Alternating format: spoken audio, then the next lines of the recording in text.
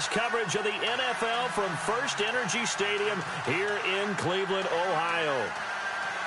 This was the scene a few minutes ago. The dog pound in full roar as their Browns emerge from their tunnel. And they're ready to go as they get set to match up with the Minnesota Vikings. Here's Kai Forbath now to get us started. And off we go from Cleveland. That's fielded in the end zone. And the decision to bring it out is going to cost him about 7 yards all told as he's taken down back shy of the 20.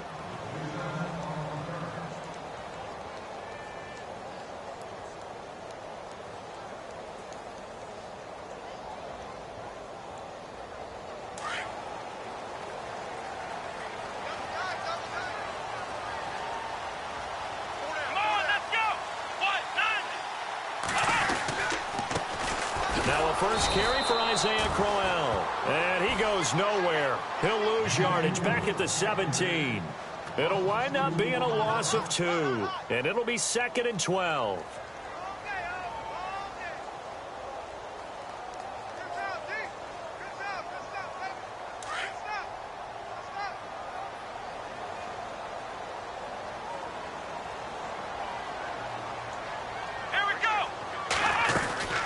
Again, it's Crowell.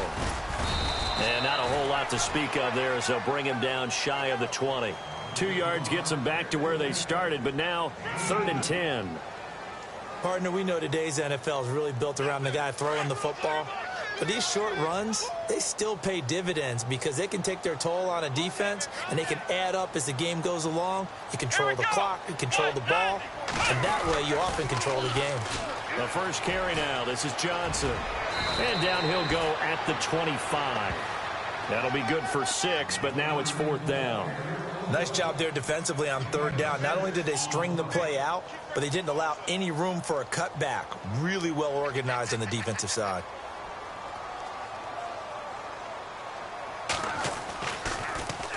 Colquitt on to kick as he sends it away. Sherrills to return it. And he is going to be knocked flat on his back. Oh, a big hit at the 41-yard line.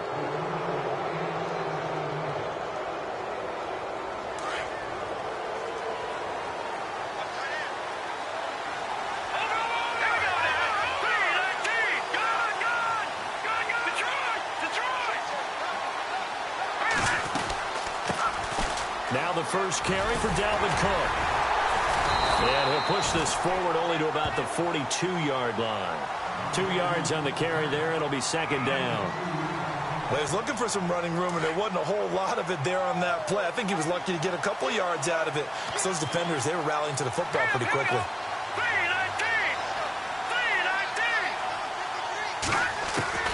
Here's Keenum now on 2nd down. And the Browns pressure gets to him that time, and he's going to go down.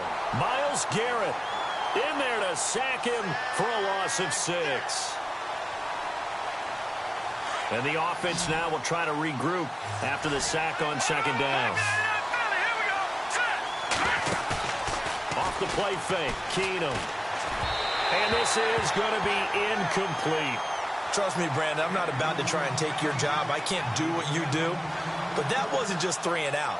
That felt like 3 and backwards. Well, that's exactly what it was. You can have my job whenever you want it. The drive that you're looking for, though, probably going forward. Bad start to the ball game. Yeah, not the way to get things going. And Quigley now on to punt as he sends this one away. Oh, and what a play on special teams here. This is going to be down inside the 5, all the way down at the 2-yard line. I want to give a hat tip real quick, Charles, to J.J. Watt before the possession switches here. Walter Payton, NFL Man of the Year. They totaled up how much he helped raise for hurricane relief, $37 million. Incredible. Hurricane Harvey, which really hit the Houston area in a big way, and his original goal was $200,000. So congratulations to J.J. Watt and all the people who participated.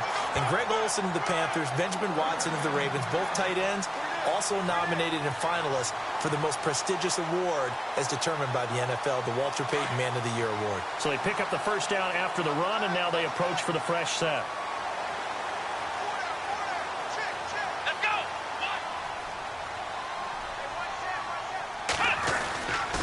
They'll run it again with Crowell. put this up over the 25 to the 26. Give him 9 on the carry that time, and they're set up with a 2nd and 1. If these kinds of lanes are available, you have to feel like he's going to have a pretty big game on the ground. Yeah, you can tell early on he's got a little burst in his step, and that's a big pickup right there on first down.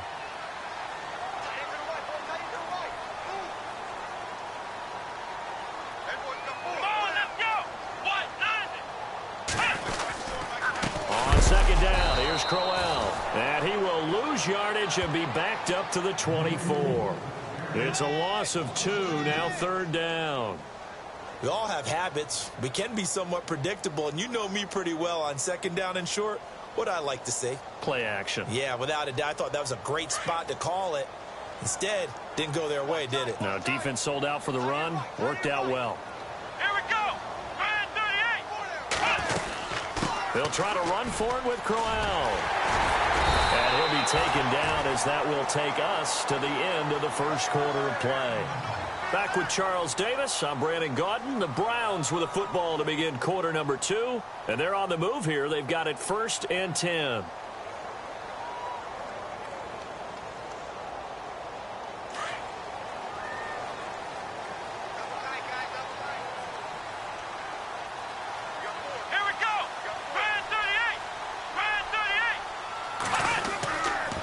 Here's a give to Crowell. And some room to roam now. Another nice gain, 16 yards there and a 1st down again. But we know one thing, Isaiah Crowell can run if given an opportunity. Had the longest run in the NFL in 2016, an 85-yard touchdown sprint, week 2 against Baltimore. This one not quite as long, didn't end in 6, but still a great gain.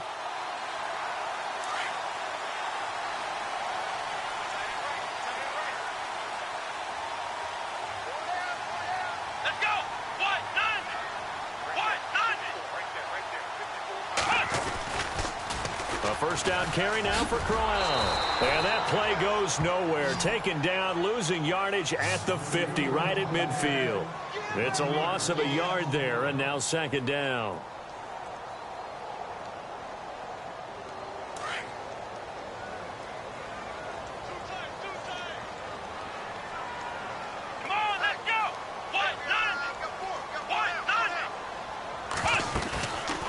They'll run it now out of the gun. And this one goes nowhere. Losing yardage on the play back at the 46. That'll be a loss of 4 yards on the play. And they're going to be staring at a 3rd and long here.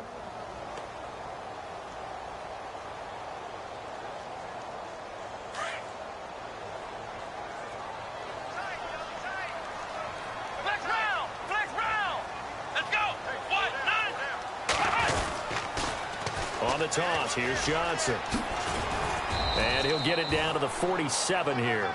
7 yards on the carry there, but now they're staring at 4th down. That's a really good job right there. Just kept stringing that play out, pushing further and further towards the sideline. Really good fundamentals by that defense. He was trying to put his foot in the ground and turn upfield. He just couldn't. No, they really had a picket fence in front of him. No room to find to get upfield.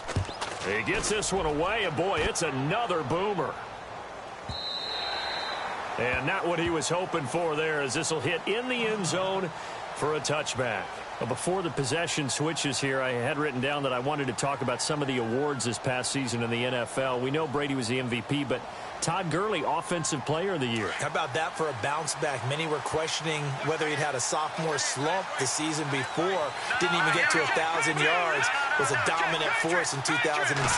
How about his teammate Aaron Donald on the defensive side? He took home Defensive Player of the Year award. Yeah, very impressive. They had both sides of the ball. Sean McVay deserving, I think you would agree, of Coach of the Year. Yeah, definitely. I mean, what he did for the Rams when they went from last in the league in scoring to leading the league in scoring and winning a division title. And how about the New Orleans Saints? Rookie of the Year, offense and defense. Alvin Kamara on offense. Mark looking for Diggs, and it's intercepted. Picked off at about the 31. And his guys will take over at the 30-yard line. Browns offensively getting ready to take the field again. If you take a step back, Charles, last 2 years for the Browns, 1-31. Worst 2-year stretch in the 98-year history of the NFL. Everybody knows that story. and the playoff drought at 14 years. Where does this franchise turn? It's one of the great questions because I was on the record last spring that their draft looked about as professional a draft as you could have. 3 first-rounders. All of them became starters for them when you think about it. Myles Garrett at defensive end, Jabril Peppers at defensive back, and David Njoku at tight end. All of them contributed. It looked like they were making progress.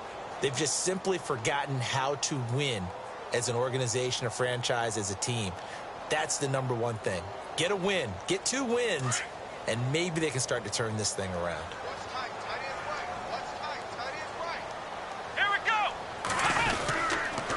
Now a handoff to Crowell. And he'll lose yardage on the play back at the 37-yard line.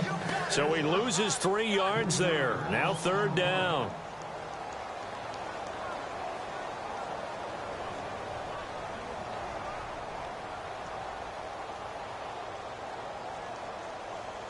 The Browns on 3rd down. Just 1 for 3 thus far. This is 3rd and 16.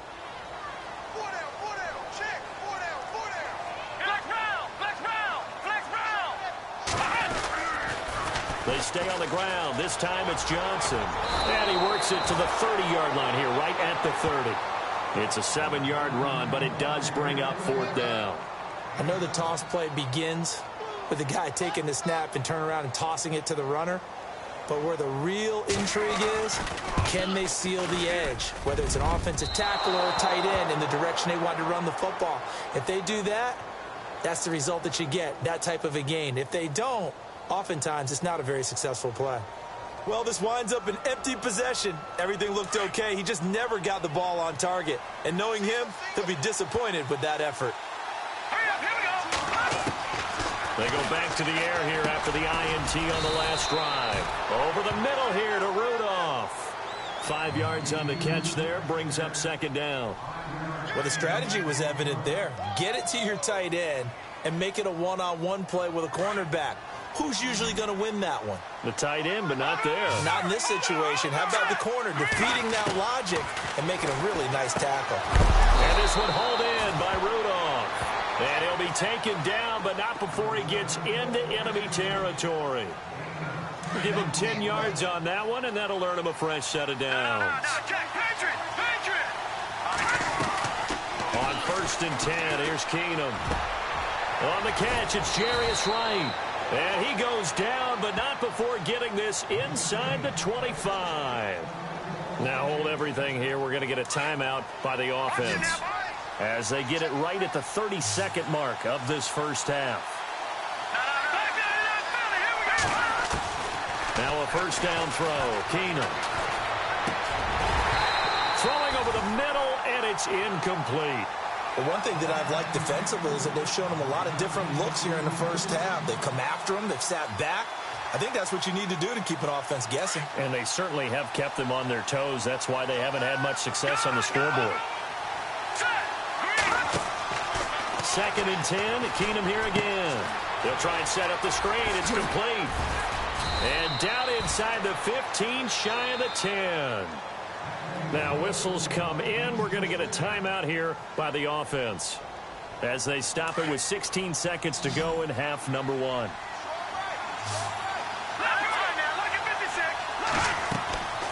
1st down, Keenum. Oh, it's a screen pass. That's complete. And he couldn't quite get there. Tackled down at the 1. Now here's a timeout as they're going to get it with 8 seconds remaining here in the first half. And here comes play number 6 on this drive. They come out with 1 back and 3 tight ends. Back to throw, Keenum. It's caught in the end zone. Touchdown, Minnesota. That's one of the better examples of clock management I've seen. Whittled it all the way down just about and still put the ball in the end zone. Yeah, just a methodical drive and something really to take into the lockers here. He's got it, and the Vikings take a 7-0 lead.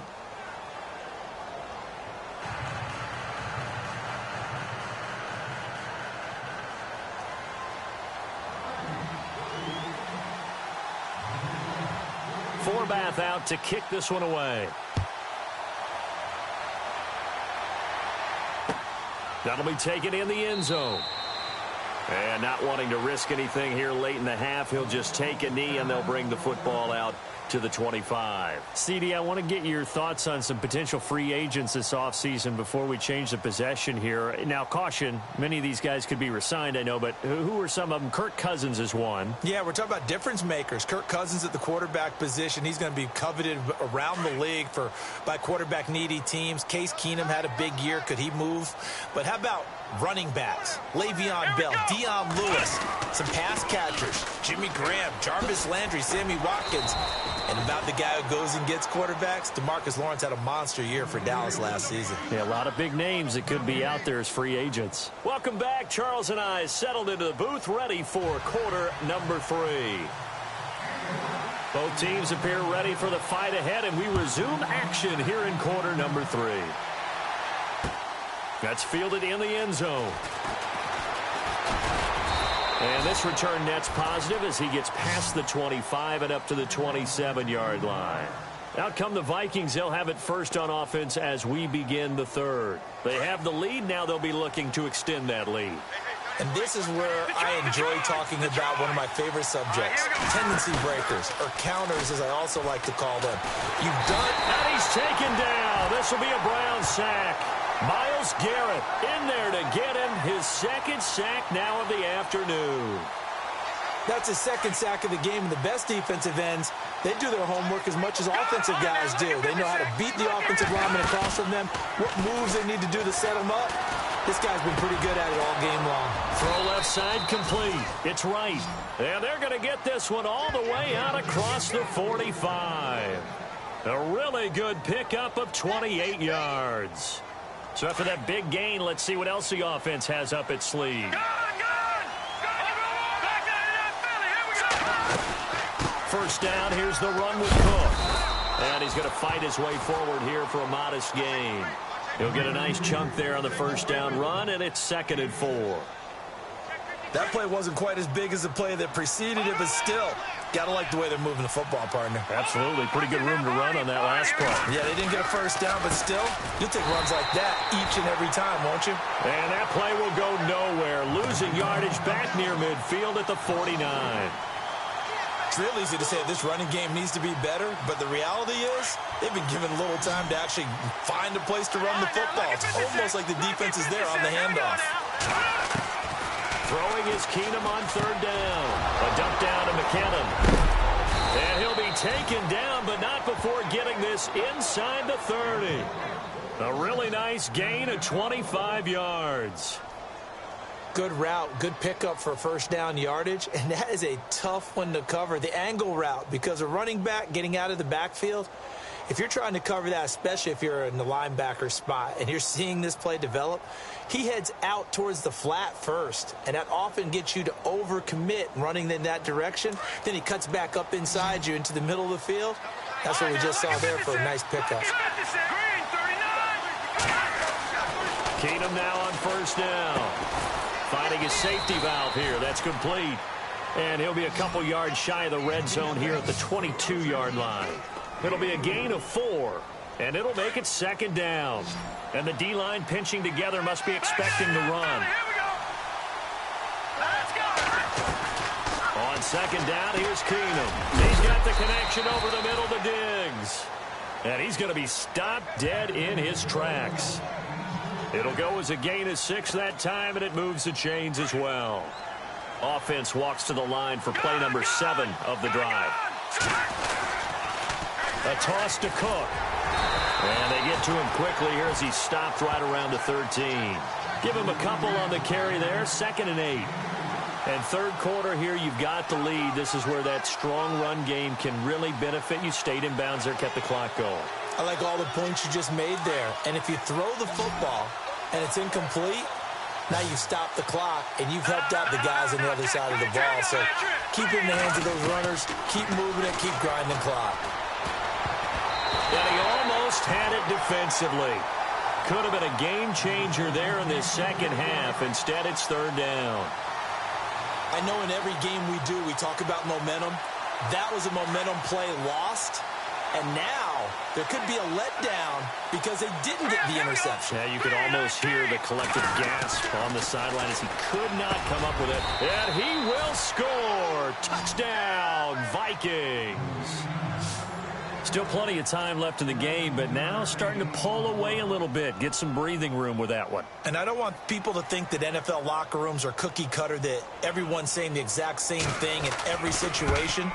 But I do know that all 32 teams have an emphasis on starting fast. Game, the second half, no matter what. Whether it's first 5 minutes, first 3, whatever. This was a big score to start the second half.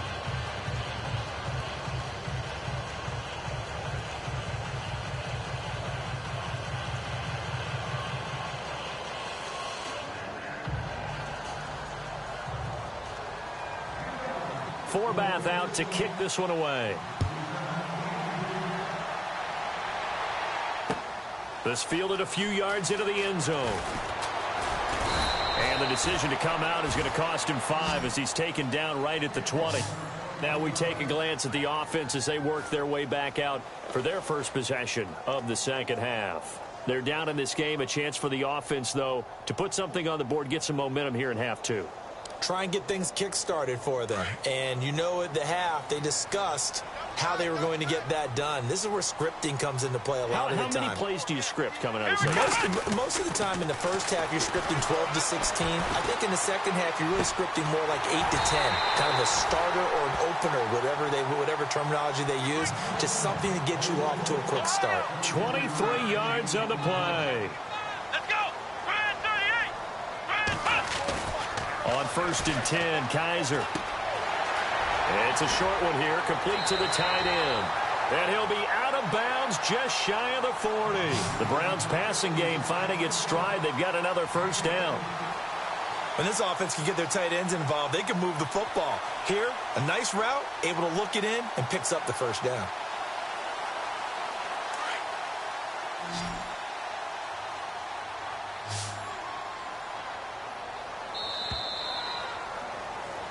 And we're back now here in Cleveland. It's the Browns with a deficit. They're trailing, but with the football here to start the 4th. So the offense has it 1st and 10. Watch 85. Ball going 85. Watch 85. Let's go. What?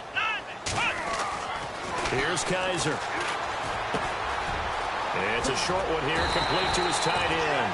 And he's going to get this inside the 30. Another nice gain, 13 yards that time, and another first down. Now, correct me if I'm wrong. You're down 2 scores. I don't think you need to rush just yet, but you can't take your time either. Yeah, even if you don't want to commit to full 2-minute offense, you have to up the tempo, up the urgency. Maybe you're starting to call 2 plays in a huddle each time you snap the ball. Here we go.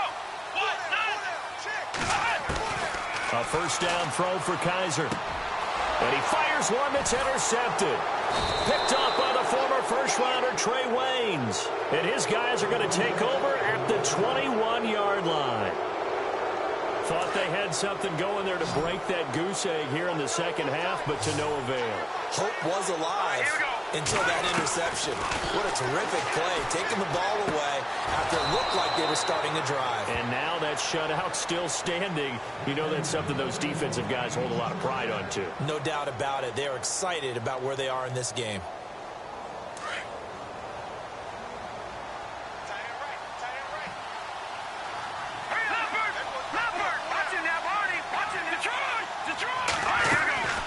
They'll run it now out of the gun. And he'll get 2, maybe 3 up near the 37.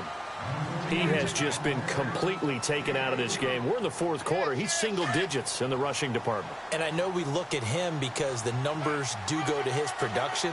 But how about the guys blocking for him? They don't just have his number as a ball carrier. They've got the number of the offensive line and the other guys because they're getting to him before he can get started. On 2nd down, Cook. And he'll grab a gain of 5 out of this up to the 41-yard line. And this is an absolutely big 3rd down that's been set up here, partner. And there's no other way to put it. The defense has to get a stop here if they have any hopes of winning this game. Has to. You said big 3rd down. I'd put the word big in capital letters here. Keenum. Now they set up the screen. That's complete. It's a gain of 11 yards that time, and it produces a new set of downs. Well, probably the only thing he did wrong there was go out of bounds, nursing this fourth quarter lead. You want to stay in, eat the clock. Yeah, you got to love the effort, the catch, the extra yardage, but you got to know the situation. Stay in bounds, young man. On the ground, it's Cook. And he'll get this down only to about the 46. 2 yards on the pickup there. It'll be 2nd and 8. And the trend continues here in the fourth like it was in the first, second, and third. He's had nowhere to run. And you're probably thinking to yourself, why do they keep feeding him the football? Well, they trust him first and foremost. They do believe that over time he might actually pop one of these runs. But bottom line is he takes care of the ball well for them, so they'll keep handing it to him. Fourth quarter, 2-minute warning about to hit, and it looks like they're going to get one more play in. It'll be interesting to see what they try and do on this play. Do they try and take a shot, or do they just try and get to the 2-minute warning?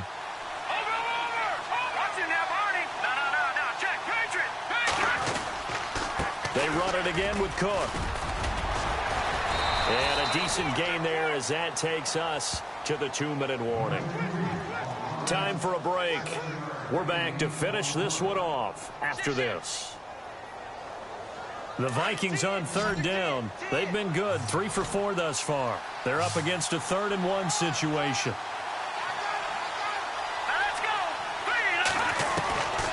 Out of the gun, Keenum. And he's got Kyle Rudolph. And he's going to have the first down yardage as he's down at about the 30-yard line. And quickly, we're going to get another stop here with 1:54 left as they call the timeout defensively.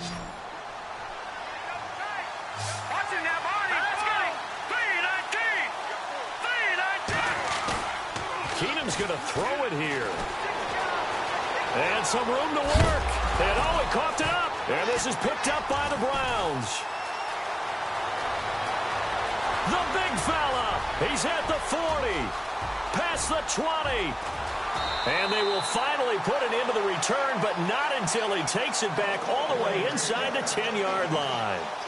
Well, that's one of those mistakes. That's a fumble that when they get to the sidelines, I know you're mad, Coach, but look, we've still got this locked down. But that's not necessarily true, is it? No, their hopes are slim, but you just hate to give them any hope. You could have sealed it right there. Yeah, could have finished them off and taken away all hope. And this is intercepted, and that should do it. Picked off by the linebacker, Eric Kendricks. And a big turnover there as his guys will get the football back. Obviously disappointing, but you had to go for broke here, down 2 scores. So that forced you to make some throws you definitely wouldn't want to make. And I think this interception is going to pretty much write an end to this one. Keenum going to throw. Now they go screen. It's complete. And he's able to get this across the 10 before being taken down. And now we're going to get a timeout here called by the defense. And they'll be disappointed to have to burn one there after giving up the first down.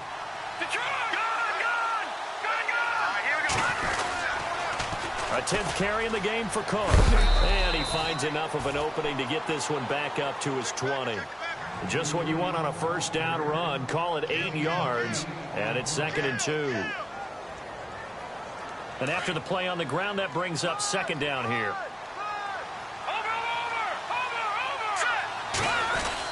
Again, it's Cook. And he's going to get this one across the 30-yard line. It'll go as a gain of 12, and that should just about wrap this one up. Do my eyes deceive me, or is he getting stronger as this game moves along? Burst seems just as good here in the fourth as it was way back in the first, doesn't it? I do believe someone put a lot of time in the offseason and continues to condition during the season in order to continue to carry the ball at this rate. Just a yard on the first down carry, so it's 2nd and 9. See if they stay on the ground for 2nd down.